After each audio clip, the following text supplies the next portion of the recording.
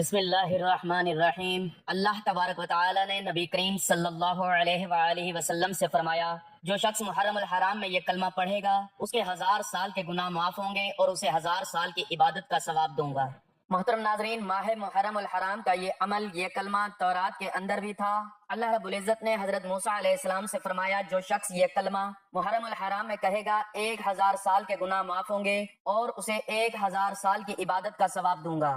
جب وہ قبر سے نکلے گا اس کا چہرہ 14ویں رات کے چاند کی طرح چمک رہا ہوگا، اسے صدیقوں کی شان دوں گا۔ وہ کلمہ یہ ہے جو میں آپ کو آج کی ویڈیو میں بتاؤں گا۔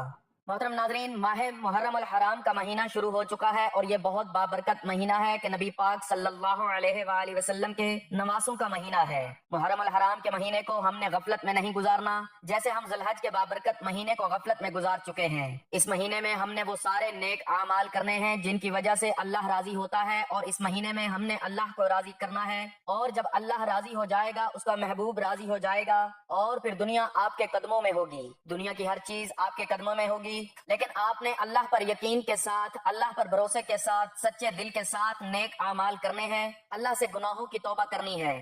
آج کا جو عمل میں آپ کو بتانے جا رہا ہوں یہ وہ عمل ہے جو اللہ رب العزت نے خود حضرت محمد صلی اللہ علیہ وآلہ وسلم سے فرمایا کہ اس کو محرم الحرام کے مہینے میں پڑھو، 1000 سال کی عبادت کا ثواب دوں گا اور 1000 سال کے گناہ معاف ہوں گے، اور جب وہ دوبارہ زندہ ہوگا تو اس کا چہرہ 14ویں رات کے چاند کی طرح چمک رہا ہوگا۔ یہ کتنی فضیلت والا کلمہ ہے۔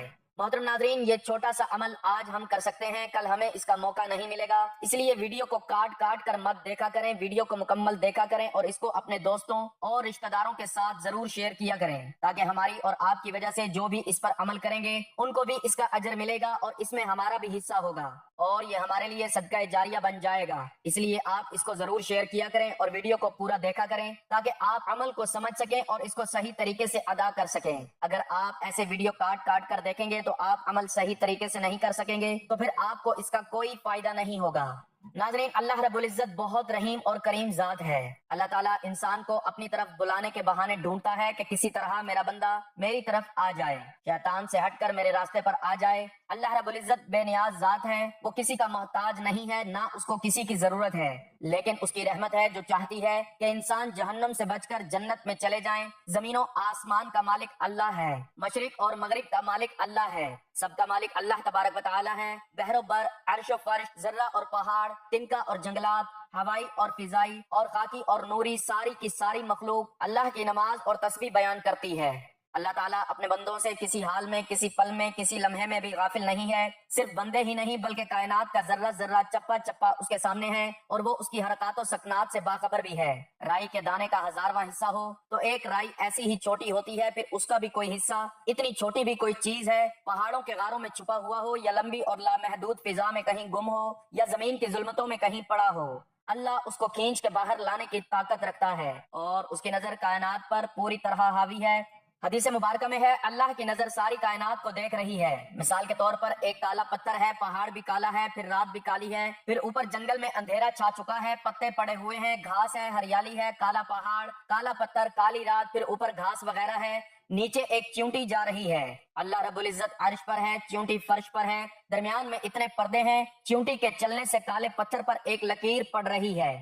اللہ کہہ رہا ہے کہ وہ میں لکیر بھی دیکھ رہا ہوں۔ کبھی آپ چیونٹی کو اٹھا کر دیکھو تو اس کے پاؤں بھی نظر نہیں آتے، وہ لکیر کیا بنائے گی؟ وہ تو نرم مٹی پر چلے، وہ لکیر مشکل سے بنے، تو پہاڑ اور پتھر پر لکیر کیسے بنے گی؟ اگر بڑی بڑی خوردبینیں لگائی جائیں وہ بنتی نظر آئے گی۔ اللہ رب العزت عرش پر ہو کے کہہ رہا ہے کہ میں اسے دیکھ رہا ہوں۔ اللہ تعالیٰ سننے والا کیسا ہے؟ زور سے بولو، تمہارے اندر کے چھپے ہوئے بھیدوں کو بھی جانتا ہے۔ تم چپکے چپکے بولو، تم دل ہی دل میں بولو، اللہ کہتا ہے میں یہ بھی سن لیتا ہوں۔ تمہارے سانس کو نکلتا دیکھے، اترتا دیکھے، تمہاری سانس کی آواز سنے، دل کی دھڑکن سنے، رگوں میں چلنے والے خون تک کی آواز کو سنے، پتا ٹوٹے اس کے ٹوٹنے کی آواز سنے، زمین پر گرے اس کے گرنے کی آواز کو سنے، خاک میں چلنے والے کیڑے کی آواز اور صدا سنے، 7 سمندر کی تہ میں چلنے والی مچھلی کی پکار اور صدا سنے، ریت کا ایک ایک ذرہ، زمین کا ایک ایک ذرہ، درخت کا ایک ایک پتا، زمین کے اندر جو کچھ ہے سب کچھ اللہ تبارک و تعالیٰ کے علم میں ہے۔ لمبے سے لمبا برما تقریباً 5 کلومیٹر ہے، جس نے زمین کو کھودا اس سے آگے زمین اس سے آگے نہیں کھودی جا سکتی،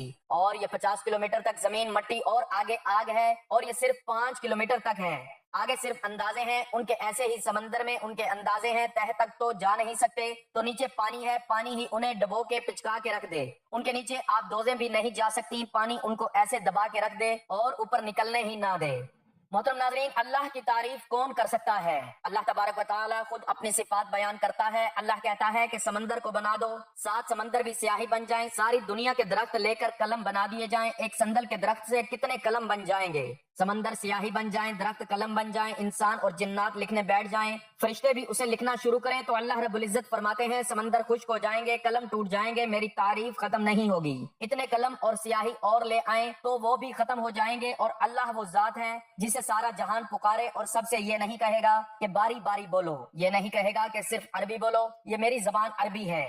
اللہ تعالیٰ فرمائے گا بولو، پشتو میں بولو، اردو میں بولو، ہندی میں بولو، انگلش میں بولو، پنجابی میں بولو، سندھی ہو یا پٹھانی ہو، کسی بھی زبان ہو، دنیا میں جو بھی زبانیں ہیں اس میں بولو، کائنات کی ساری زبانوں میں اپنے رب کو پکارو، میں تمہارا وہ سننے والا رب ہوں کہ مجھے تمہاری باریاں لگانے کی ضرورت نہیں، میں تم سب کی چیخو پکار کو الگ الگ سنوں گا، تم سب کا اکٹھا بولنا مجھے غلطی میں نہیں ڈالے گا کہ فلاں نے کیا لفظ بولا، فلاں نے کیا کہا، میں سب کی بات الگ الگ سن سکتا ہوں۔ میرے محترم ناظرین، ایسی زبردست شان والے اللہ کی نہ ماننا، اس کی نافرمانی کرنا، اس میں سراسر ہماری ہی ہلاکت ہے، ہمارا ہی نقصان ہے، اور اللہ کے نبی بھی کہہ رہے ہیں کہ کل حساب ہونے والا ہے اور کوئی اس وقت عمل نہیں کر سکے گا۔ تو جو سب سے بڑی آفت اور مصیبت ہے کہ انسان یہ دنیا چھوڑ کر جاتا ہے، اتنے ارمانوں سے آپ لوگوں نے گھر بنائے ہوئے ہیں، ہر شخص نے گھر بنائے ہیں، حتیٰ کہ چڑیا بھی گھونسلہ شوق سے بناتی ہے، ایک پرندہ، چھوٹا سا پرندہ، وہ بھی بڑے ذوق و شوق سے تنکے اکٹھے کرتا ہے اور اپنے لیے گھونسلہ بناتا ہے۔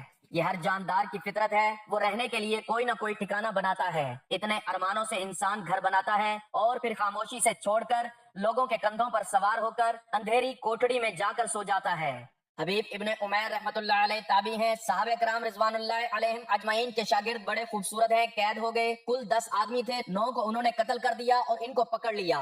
رومن سردار نے کہا میں اس کو اپنا غلام بناؤں گا، قید میں لے کر کہنے لگا اگر تو عیسائی ہو جائے تو میں تجھے اپنی بیٹی دے دوں گا، تجھے اپنی ریاست میں حصہ بھی دوں گا۔ انہوں نے فرمایا تو اگر سارا جہاں بھی دے دے تو یہ نہیں ہو سکتا، کفر تو بے حیا ہوتا ہے، حیا تو سراسر اسلام میں ہے۔ اس نے اپنی بیٹی سے کہا کہ اس سے بدکاری کرو، جب یہ رخ پر آئے گا تو اسلام بھی چھوڑ جائے گا۔ روم کی لڑکی تھی، ادھر روم کا حسن، ادھر عرب کی جوانی، آگ بھی تیز ہے اور قوت بھی جوان، اور 2 ہے، تیسرا بھی کوئی نہیں۔ اب یہاں ساری رکاوٹیں ختم ہیں اور وہ عورت دعوت دے رہی ہے اور یہ نوجوان اپنی نظر جھکانے کی لذت چکھے ہوئے ہے، اسے پاک دامنی کی لذت کا پتہ ہے، لہٰذا اس کی نظر اٹھنے کا نام ہی نہیں لیتی۔ اس نے سارے جتن کر مارے، اپنے حسن کا ہر تیر آزمایا، اپنے مکر کا ہر جال پھینکا، لیکن پاک دامنی کی تلوار نے ہر جال کو تار تار کر دیا اور ہر تیر کو بیکار کر دیا۔ آخر 3 دن کے بعد اس نے ہتھیار ڈال دیے، کہنے لگی اے اللہ کے بندے، یہ تو بتا مجھے کون سی چیز ہے جو روکتی ہے، وہ کون ہے جو تجھے روکتا ہے؟ آج تیسرا دن ہے، تو نے مجھے نظر اٹھا کر نہیں دیکھا، روکنے والا کون ہے؟ اس نے کہا مجھے روکنے والا وہ ہے جو نہ سوتا ہے نہ اونگتا ہے، جو مجھ سے غافل نہیں، اس سے میں غافل نہیں ہوں، وہ رب ہے جو عرش پر بیٹھا مجھے دیکھ رہا ہے کہ میری محبت غالب آتی ہے یا شہوت غالب آتی ہے، مجھے آگے کرتا ہے یا شیطان کو آگے رکھتا ہے۔ اے لڑکی، مجھے میرے رب سے حیا آتی ہے، اس لیے میں اپنی طاقت کو روک رکھا ہے۔ وہ لڑکی باہر نکلی، باہر نکل کر اپنے باپ سے کہنے لگی آپ نے مجھے اس پتھر کے پاس بھیجا ہے، اس لوہے کے پاس بھیجا ہے جو نہ دیکھتا ہے نہ کھاتا ہے، میں کہاں سے گمراہ کروں؟ میرے محترم ناظرین، اللہ تعالیٰ کی ذات کا ڈر، خوف انسان کو اس حد تک لے جاتا ہے، لیکن آج ہم کیا کر رہے ہیں یہ ہمیں سوچنا ہوگا۔ حضرت سلیمان فارسی رضی اللہ تعالیٰ عنہ کو کون نہیں جانتا؟ حضرت حسن بصری رحمت اللہ علیہ نے فرمایا کہ اگر تمہارا دشمن اللہ کا نافرمان ہے تو تجھے بدلہ لینے کی کوئی ضرورت نہیں، اللہ خود اپنے نافرمان کا بدلہ چکھائے گا۔ جو مجرم بن کے مر گیا تو کسی عبرت ناک طریقے سے قبر اس کا حشر کرے گی۔ ساری دنیا کے انسانوں کو اس آنے والے دن سے بچانا ہے اور اپنے آپ بھی بچانا ہے، گرمی سردی سے بھی بچانا ہے، یہ حقوق کا معاملہ ہے۔ لیکن اپنے آپ کو جہنم کی آگ سے بچانے کے لیے اللہ نے فرمایا، اس کا ترجمہ ہے، اللہ تعالیٰ قرآن پاک میں فرماتا ہے اپنے آپ کو بچاؤ اور اپنے اہل و عیال کو بچاؤ اس جہنم کی آگ سے جس کا ایندھن آدمی اور پتھر ہیں۔ اس آیت کو سننے کے بعد حضرت سلیمان فارسی رضی اللہ تعالیٰ عنہ روتے ہوئے باہر نکل گئے، 3 دن غائب رہے اور کسی کو نہیں ملے۔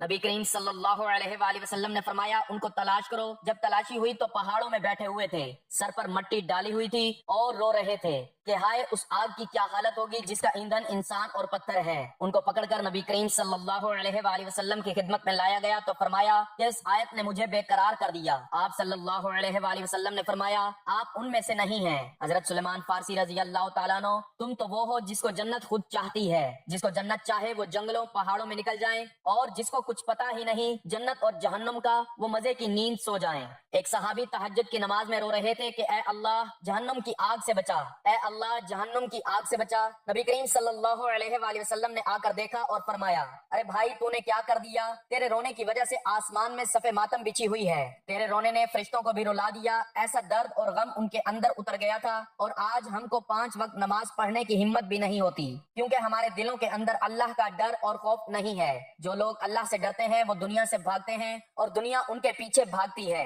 ایک نوجوان نے دوزخ کا ذکر سنا اور کپڑے اتار دیے اور جا کر گرم ریت پر لیٹ گیا اور تڑپنے لگا اور کہنے لگا اے نفس دیکھ دوزخ کی آگ اور یہ ریت کی آگ تجھ سے برداشت نہیں ہو رہی, دوزخ کی آگ کیسے برداشت کرے گا. رات کو مردار بن کر ساری رات سوتا ہے اور دن کو بیکار ہے, تیرا کیا بنے گا.